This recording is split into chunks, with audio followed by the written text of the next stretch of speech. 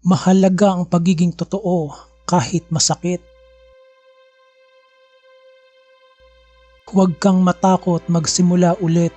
Ito'y pagkakataon upang magtayo ng mas maganda.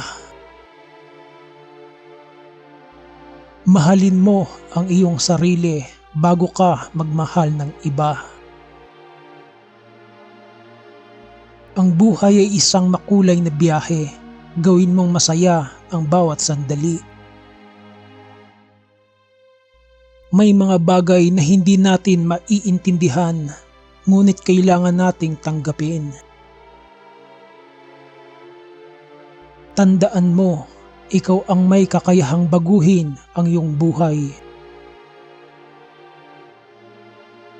Mag-ingat ka sa mga taong nagpapakita ng tunay na pagmamahal at pang-unawa. Maniwala ka sa iyong mga pangarap. Kaya mo yan. Ang mga pagkakamali ay bahagi ng paglaki at pagbabago. Mahalin mo ang iyong sarili kahit sa mga oras ng kawalan. Buhayin mo ang iyong mga pangarap, hindi ang iyong takot. Ang iyong halaga ay hindi nasusukat sa dami ng iyong ari-arian. Tumayo ka at labanan ang iyong mga takot. Kapag may pagmamahal, dapat ito'y tunay at walang halong pagdududa. Magtiwala ka sa proseso ng buhay, lahat ay may kahulugan. Maging positibo sa kabila ng mga hamon. Ang bawat pagkatalo ay isang pagkakataon na mas maging matatag. Huwag mong hayaang pigilan ka ng takot sa pag-abot sa iyong mga pangarap. Isang ngiti ay may kakayahang baguhin ang araw ng iba.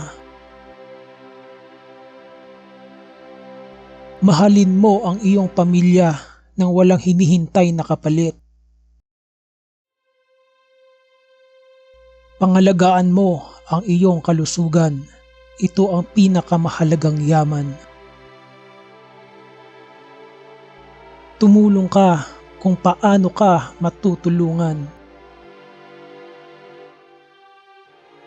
Kapag may pag-ibig, huwag mo itong bitawan. Huwag mong isuko ang mga pangarap mo dahil sa takot sa pagkabigo. Bumangon ka sa bawat pagkabagsak. Ito ang tunay na tagumpay.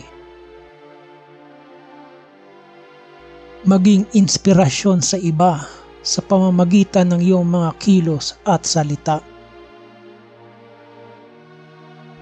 Magpahinga ka kung kailangan mo, hindi ito isang kahinaan. Hayaan mong magsimula muli ang bawat umaga. Mahalin mo ang bawat bahagi ng iyong sarili, pati na rin ang iyong mga kahinaan. Ang pagiging totoo sa iyong sarili ay ang pinakamagandang regalo na maibibigay mo sa mundo.